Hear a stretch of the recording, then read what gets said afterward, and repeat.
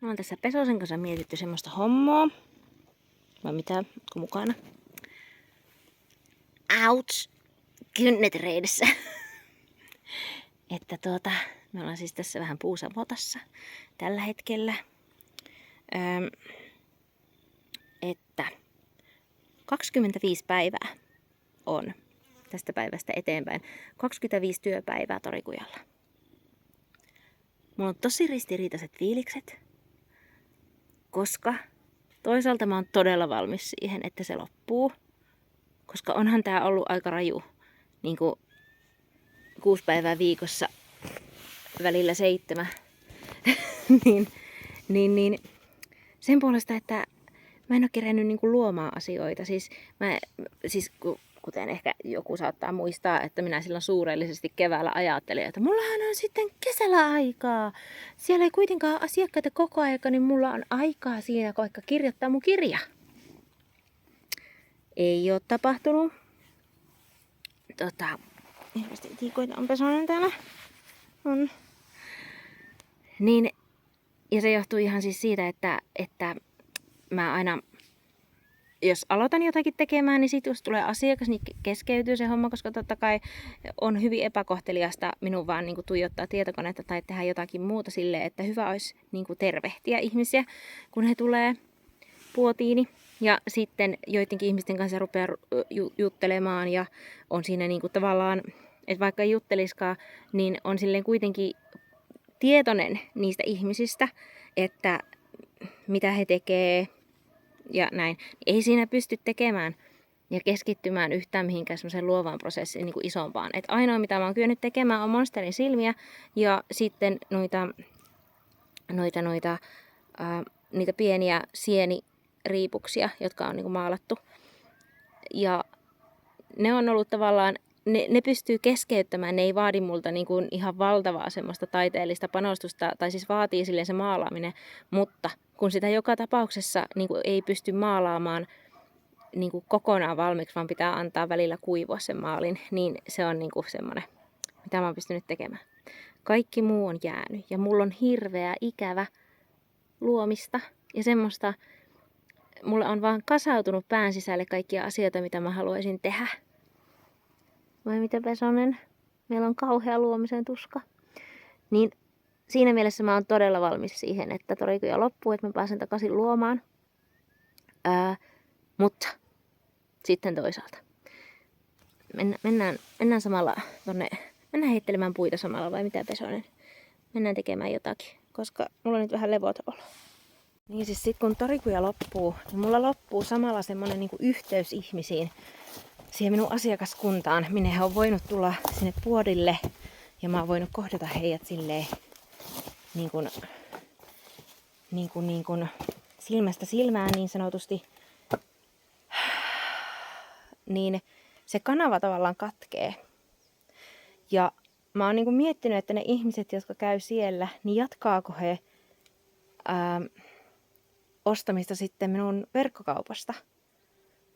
Tai siis se, niin se on niinku mietityttänyt, että mä jään sitten niinku käytännössä täysin taas minun verkkokaupan varaan. Ja se hirvittää minua suunnattomasti, koska se ei ole vielä tähän päivään. Se niinku, minun verkkokauppa toimii sillä tavalla, että se elättää itse itsensä.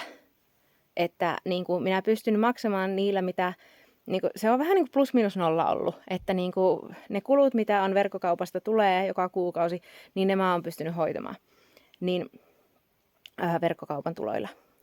Niin se ei niinku, vielä ole osoittautunut silleen semmoiseksi kovinkaan tuottavaksi kanavaksi. Mutta mä toivon, että tämä kesä on tuonut tässä nyt lisää ihmisiä minun tavallaan tämmöisen piiriin, että ne sitten niin kun löytäisi myös sen minun verkkokaupan, vaikka en olisikaan nyt sitten silleen varsinaisesti missään livenä muuta kuin niillä markkinoilla. Puupinoni. Tää on se multa jo sortu kerran, koska mä voin sanoa, että mä en oo mikään kauhean niin kuin tämmöisissä asioissa semmonen järjestelyn ihme, että mä oon niinku enemmän semmonen pisan kalteva tornityyppinen ratkaisu, että niinku en jaksa korjata sitä, jos se jossain kohtaa lähtee menemään vähän huonosti, vaan mä tuen sitä sitten vähän eri puolilta. Niin se ei toimi tässä jutussa ja tämä pinoaminen ärsyttää minua ihan suunnattoman paljon. Tai siis itsessään tämä pinoaminen ei ärsyttäisi minua, mutta minua ärsyttää nämä päädyt. Just se, missä pitää kasata sitä silleen eri suuntiin ja pitäisi olla niin kauhean niin kuin, tarkka. Niin se raivostuttaa minua jotenkin ihan älyttömän paljon. Mutta puita on kuitenkin niinkö saatava kuivumaan, koska syksy, for real syksy. Minä kävin kuulkaas hemmottelemassa itseäni ja kun mä aina tuskailen sitä, että kun mä kuitenkin tykkään tehdä näitä videoita ja sitten mä haluaisin ottaa tämän puhelimen mukaan niin kuin kaikkiin semmoisiin hommiin, mitä mä teen, niin mulla ei ole semmoista liikuteltavaa, minne me mennään tänne, liikuteltavaa tällaista standia, mihin puhelimen saisi vaakatasoon, koska nämä videot pitää ottaa vaakatasossa. Niin, minä kävin shoppailemassa itselleni, tai ainakin tuntui semmoiselle tukevalle, että mä voin ottaa niin teidät mukaan asioihin tuonne, että sitten jos mä teen vaikka ulkona jotakin, niin mä voin ottaa teidät mukaan sinne. Tää oli lahja itselleni, koska mä tajusin eilen, että mulla on teitä seuraajia tai tilaajia tullut jo 3/900. Niin tämä oli semmonen tervetuloa 900 kohta niin kuin lahja. Katsotaan, se pääsee käyttöön tänä päivänä, että toimiiko se oikeesti. Niin, valmis. Mä rupean tekemään katajanappeja tai niitä riimuihin.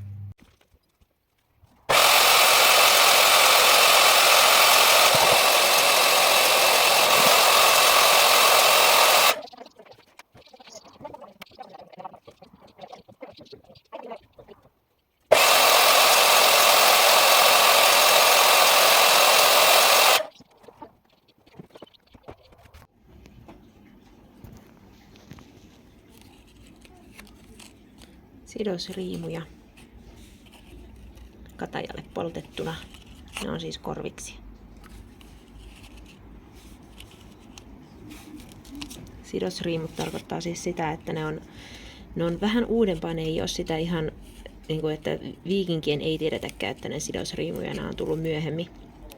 Siellä on niin kuin useampi riimu yhdistettynä. Niin sitä tarkoittaa sidosriimut. Tiedän minkä takia Torikujalle ei ollut porukkaa.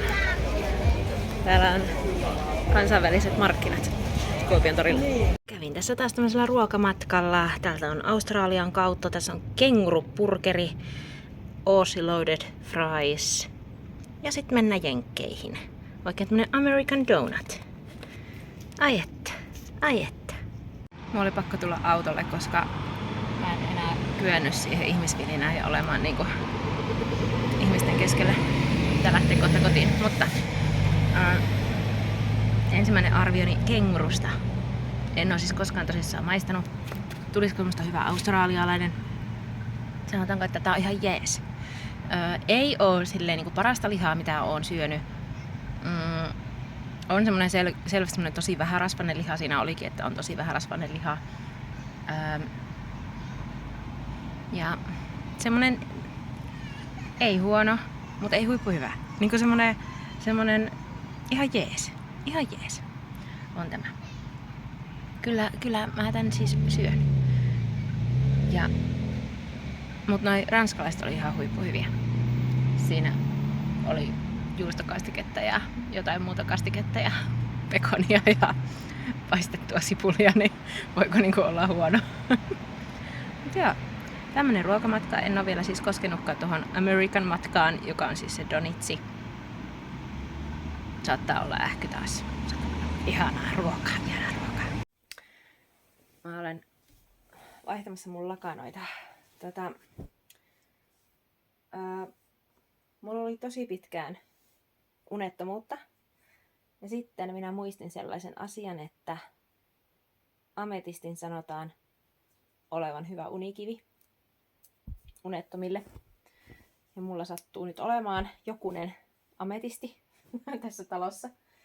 Niin mulla ei ole ollut sen jälkeen unettomuutta, kun mä otin ametistin mun unikaveriksi.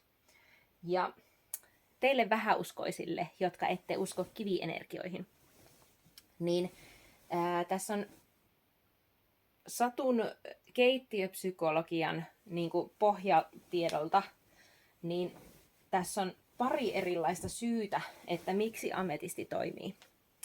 Niin kuin ensimmäinen syy on tietenkin se, että sitä on käytetty, sillä on energiana semmosia.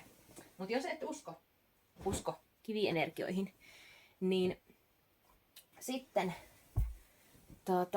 seuraava syy siihen, miksi ametisti toimii unettomuuteen, on se, että kun mä tiedostan sen, että hei, ametistin sanotaan toimivan unettomuuteen, niin meidän mieli on ihan niin kuin valtavan hieno kapine, koska meidän mieli pystyy ihan mihin tahansa. Ja placebo-efekti on mielettömän voimakas, koska mieli. Niin se, että mun mieli on siellä, että hei, ametisti toimii unettomuuteen, niin kun mä otan sen ametistin käteeni, niin mun mieli yhdistää tuolla niitä juttuja toisiinsa ja on sille, ihanaa, tää auttaa tähän unettomuuteen. Niin placebo-efekti on myös ihan valtava hieno asia. Ja se on meidän ihmisten niinku ehkä parhaimpia asioita, mihinkä meidän mieli niinku oikeasti pystyy. Ja sitten kolmas keittiöpsykologian syy on se, että kun mä pitelen sitä kädessäni, kiveä, tai laitan sen mun otsan päälle tai rintakehän päälle tai minnekä mä ikinä nyt laitankaan sen, niin mä tunnen sen painon tai mä tunnen sen mun käsissäni, kun mä pyörittelen sitä, niin koska mun mieli on vähän semmoinen, että se lähtee harhailemaan suuntaan jos toiseen tosi helposti, niin se pystyy silloin keskittymään pelkästään siihen, että tää kivi tuntuu tosi ihanalle mun kädessä ja se alkaa lämpenemään. Siis aistiärsykkeet, kun ne niinku tulee siihen kiveen, niin mun mieli ei kerkeä olla niinku ajattelemassa vaikka mitään muita asioita, vaan sillä on niinku sekä tunto, niinku semmoinen niinku tuntoaisti sekä sitten se kylmä lämmin niinku aistimus siitä kivestä. Niin silloin mun mieli kykenee rauhoittumaan siihen nukkumiseen. Niin ottakaa ametisti unikaveriksi, jos teillä on unettomuutta. Ei se ainakaan kuulkaa niinku haittaa siitä. Kukaan siellä. Joku mikä sulla on? Ootko varastanut äitin sukan, ootko? Seitä. Tuoppa näytille. Mikä sulla on? Tämän viikon toiseksi viimeinen päivä töitä. Perjantai. Lähde tästä.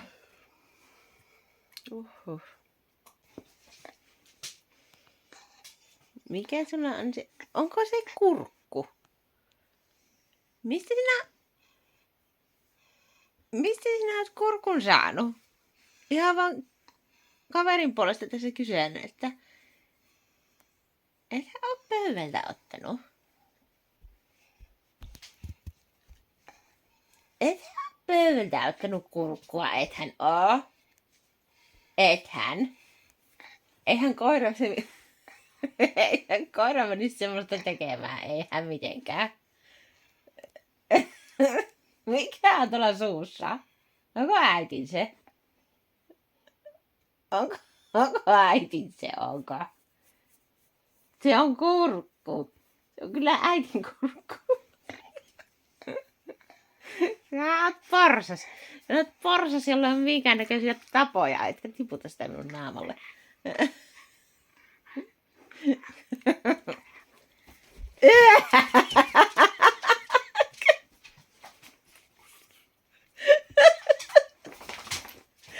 Ällöttävää oot. Näin saaka. No huomenta. Melkein tein äsken päivän ensimmäisen myynnin, mutta ei ihan. Oh my god oikeesti. On niin hiljasta, ettei mitään järkeä.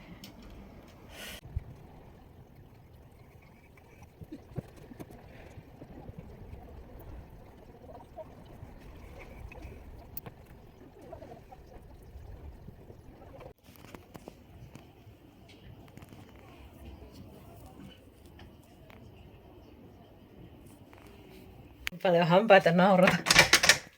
7 € päivä. Myin yhden pikkukummituksen.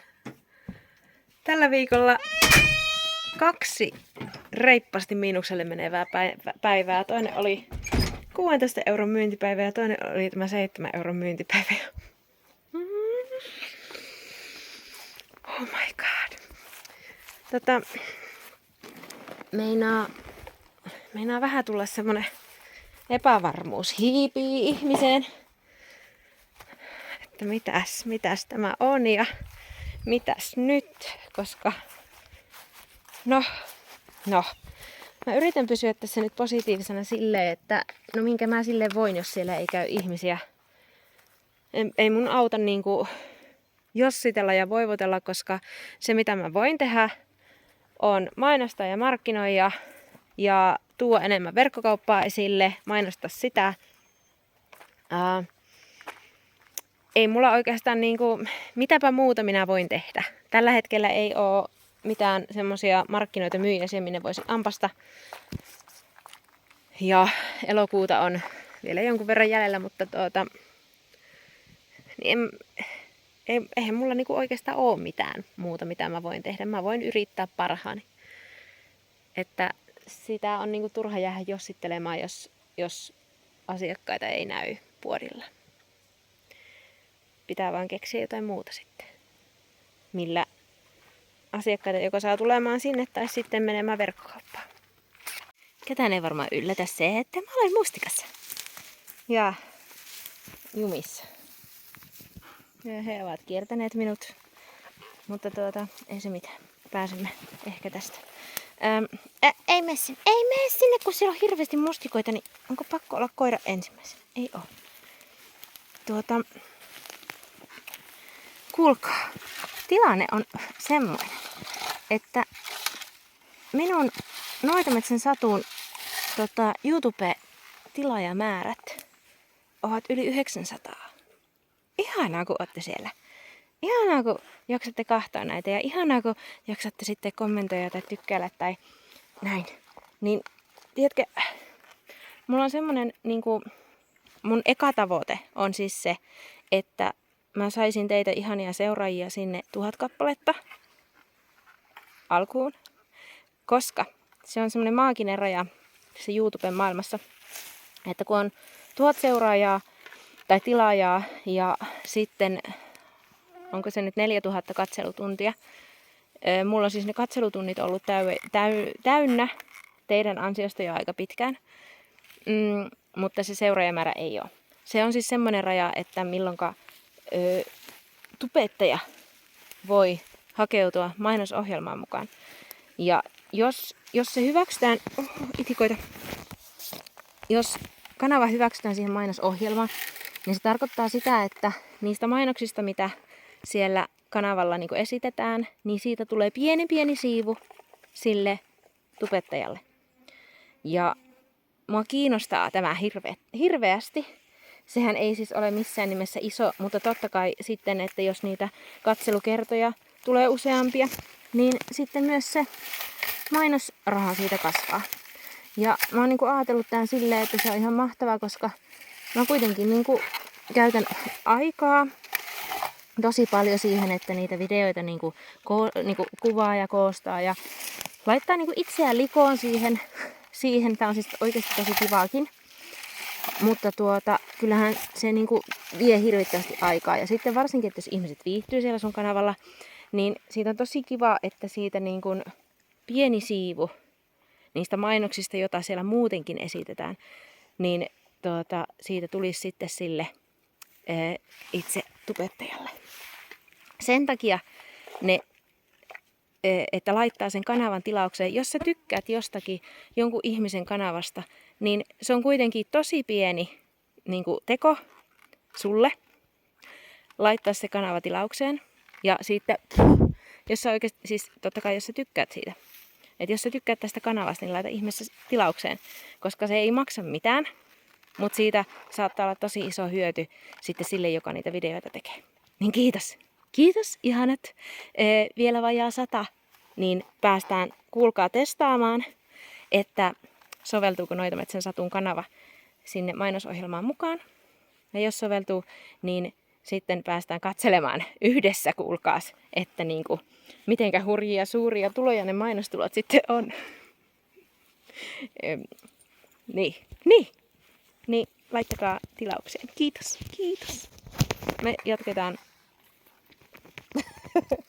ilmeisesti siis Seitä seisoo tällä minun jalkojen välissä ja syöpi minun juuri löytämältä apajalta mustikoita. Niin me jatketaan vähän poimimista ennen kuin tulee liian hämärä. Ja sitten huomenna on viimeinen tämän viikon työpäivä. Hirveästi itikoita. Ja mä toivon, että on parempi päivä kuin mitä on ollut nämä alkuviikon päivät. Minulla sitä ei ole muuten minkäännäköistä havaintoa, että missä minun sankka on. Minä jätin sen jonkun puun juurelle. Ja sitten minä oon täällä niinku nyökkinyt ympäriinsä ja... No niin. Sehän se siitä vielä puuttus, että mä hävitän sankkani tänne. Pakkohan se nyt jostain löytyä, ei tämä niin iso läntti oo. Haha, siellä se on. Mulla on katossa reikä. On puodilla. Tuolta tulee vettä alas. Olipa kerran mekka, oli aivan märkä. Ei kun huoltoa ottamaan yhteyttä. Sinne meni huoltomies kahtomaan, mikä on tilanne katolla.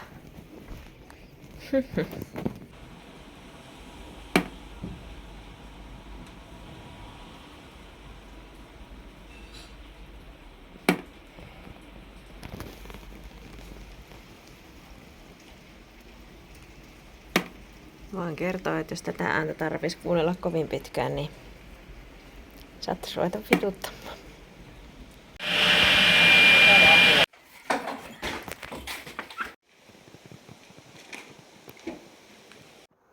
Kehä on luotu. Ai että kuulkaas, nyt mä alan päästä tähän kesän ja asian ytimeen, kun istun rappusillani. Kello on joku 9 illalla. Kävin tuossa vanhempien ilona saunomassa ja käytiin siis tekemässä, tai isän kanssa tehtiin, kuivumaan laitettiin yksi rummun kehä. Testataan, mitä onnistutaan siinä säädettävän rummun tekemisessä. Tai siis isän kanssa tehtiin kehä ja äitin kanssa ruvetaan tekemään sitten rummut. Mulla on kaikki tarveaineet värejä vaille nytten. Muistelen, että muistanko mä, miten se tehtiin enää, kun olin sillä kurssilla. Mutta onpa nyt luksusta. Mä oon ehkä ruvennut oppimaan tässä semmoisen jutun, että vaikka mä tiedän, että mulla olisi ihan hirveästi tekemättömiä töitä, siis niin kuin kämppä on jäätävässä kaauksessa ja pyykiä pitäisi pestä ja vaikka suvalla mitä pitäisi tehdä, niin tavallaan semmoinen, niin kuin, että mä kerkeen sen kämpän siivoamaan, mä kerkeen ne pyykit pesemään.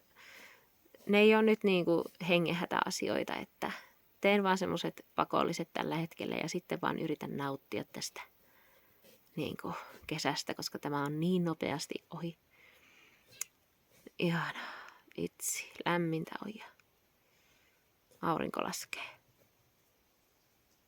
Lähden käymään siis hevosten luona vielä viemässä vesiä, mutta muuten ajattelin istua tässä ja katsella auringonlaskua.